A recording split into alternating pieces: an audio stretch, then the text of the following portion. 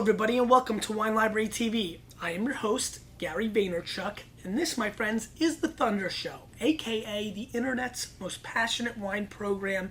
And today we're going to be talking about the Loire Valley. We're going to be talking specifically about Vouvray, which comes from the glorious grape of Chenin Blanc. It is a very traditional, classic place to make wine. Vouvray has been on the map, really first acknowledged in writings basically in the 5th century AD. It is a very gorgeous place. 4,900 acres are planted to Chenin Blanc. It became an AOC classified in 1936. There's about 13 million bottles being made of Vouvray these days. And again, I think the underlining tone is that Chenin Blanc is the grape varietal that makes these wines and really is probably one of the most underrated grape varietals in the world. Chenin Blanc is so versatile, and what it does in the old world, specifically in the Loire Valley, is nothing short of spectacular. I firmly believe that Vouvray, when done right, especially when you go in the Moulu style, which is a little bit sweeter, as many of you will know out there, can be way up there as some of the best wines in the world. The other things I find fascinating are, it's a varietal that gets picked in November. So one of the latest in all of France. And I almost choked up. And that's how excited I am. And, I'm really excited about doing this show. As you can tell, I've taken a very serious tone with you today, because this is not to be joked about. These are very serious wines. Wines that a lot of people don't realize have as much characteristics and complexities. And really the sad part for me is that Vouvray is very difficult to find. Really the Vouvray that most of you will be able to go and find once you write this down and go out to your wine shops is the B&G Vouvray, which for lack of a better word is often sad efforts.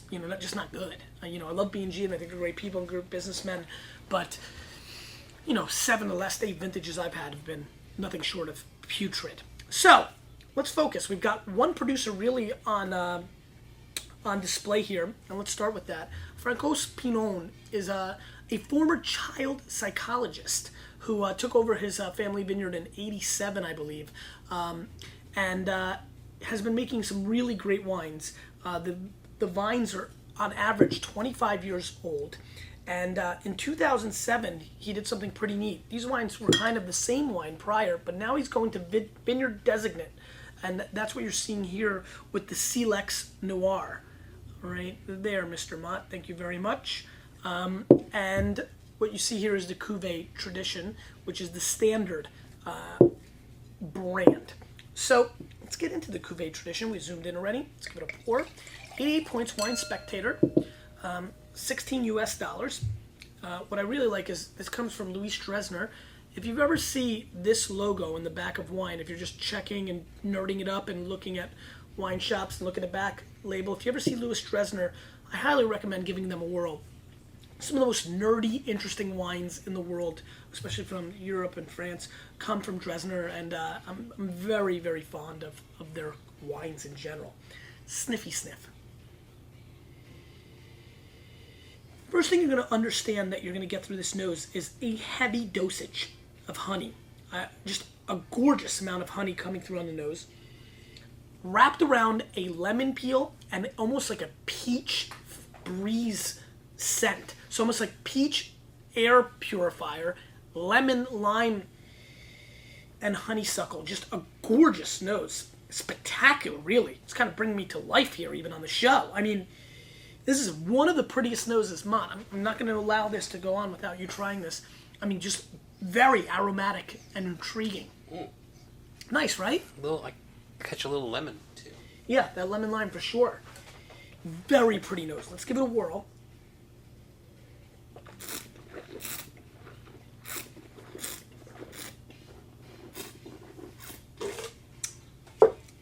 These are just underrated wines, my friends. Great acid, really pretty white flower, root St. John or Noah St. John, that root, that's Svitoboy in Russian. So it tastes like a tea-like component. Just really interesting lemon, lime, honey, translates from the nose to the body. Great acid. Just absolutely positively the kind of wine that I would adore pairing with a crudo, just raw fish. I just think it would be spectacular. I think the Spectator might even have been underrated this wine. I'm really enjoying it. It's a little pricier than I used to like it at. It used to be a $12 wine a couple years back, 5 or 6 years back. But still, at 16 bones.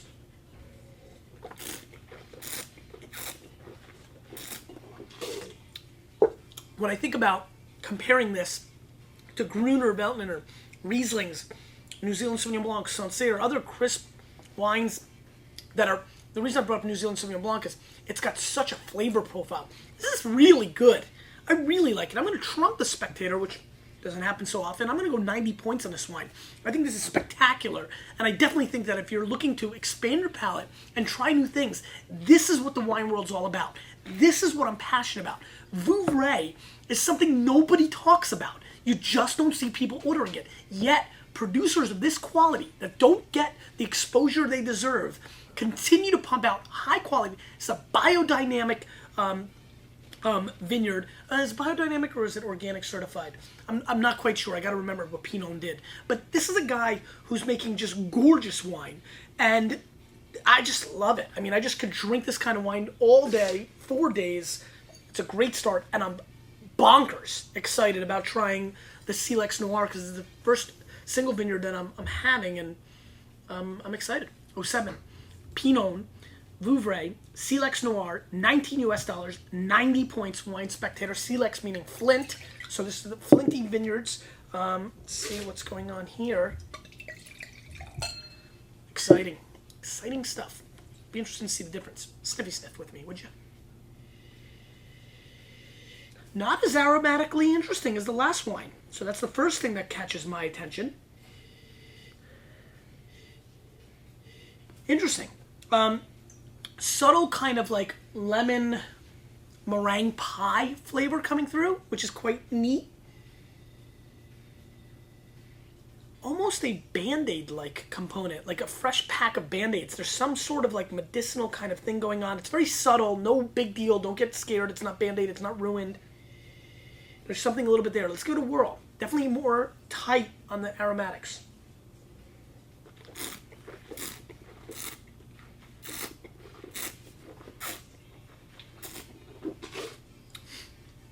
I mean, everything it lacked on the nose, it overcame in spades. I have this gorgeous lime thing going on. Slight jalapeno pepper things going on. I mean, again, puts me in this Asian, Thai, sushi, fresh fish mindset, Mediterranean. To me, if you are not experiencing Pinots, Vouvrays, you are not drinking, living the wine life. This is spectacular. I mean, how often have we had two wines back-to-back from a producer under 20 bones on this show where I'm going bonkers on it? It just doesn't happen. Now, this is for my palate. You may not agree with me, and you should trust your own palate. This may not be your style. You may be into heavier Chardonnays. But to me, the clean purity of these wines is spectacular. This has a little bit more residual sugar, just a hair, just a little more sweetness on my palate. Sugar cone kind of thing. Sugar cane, I guess, is where I'm going. Thank you. Honeycomb cereal, that's where I was going. I'm trying to say two things at once. That's kind of how I roll. Good wine. Let me give it one more shot. Wow, the aromatics are starting to open up as well.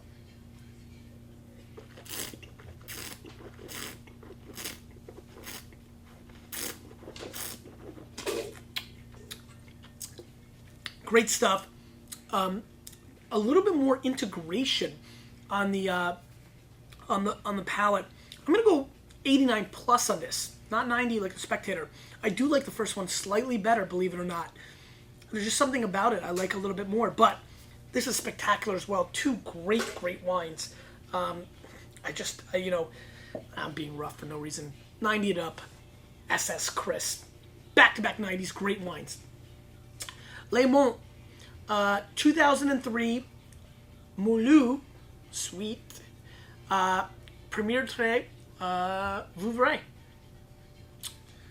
Very big fan of Haut Le Mont, excuse me. This is $58 US. This is far from inexpensive.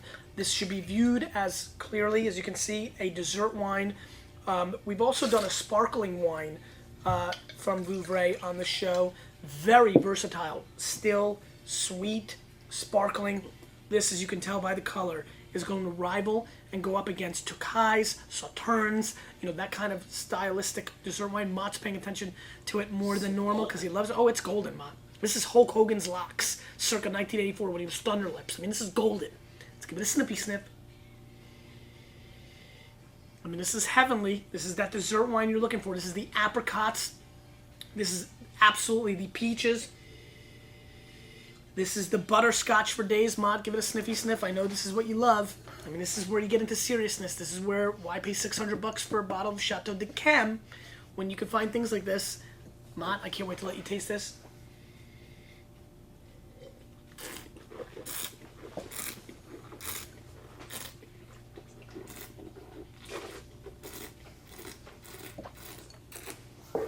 I continue to debate that Chenin Blanc is, if not the most interesting, one of the 2 or 3 most interesting wines in the world to make dessert wines with.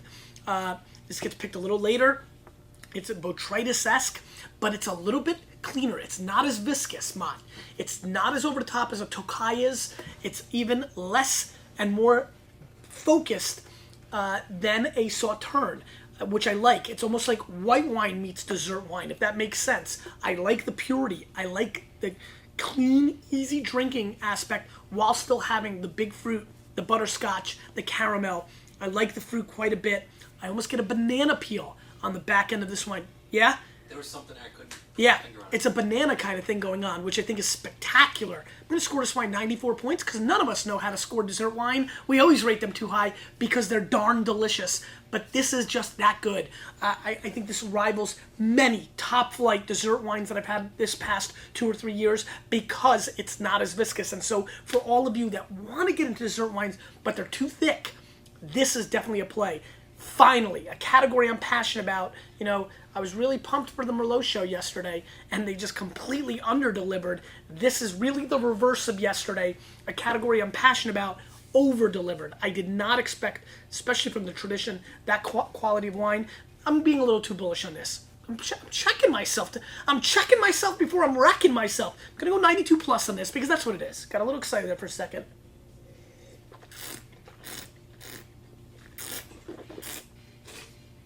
Doesn't take away the fact that it's bomb. Question of the day.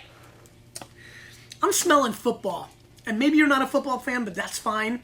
But I want to know, get a little sportsy here to put me in the mindset. Trying to get a little more glimpse into who you guys are. Great way to get some lurkers out. It could be college. It could be rugby. It could be anything. What is your favorite team? Mine's Jets. Just figured I'd share. You. Favorite team in any sport. You. With a little bit of me, we're changing the wine world.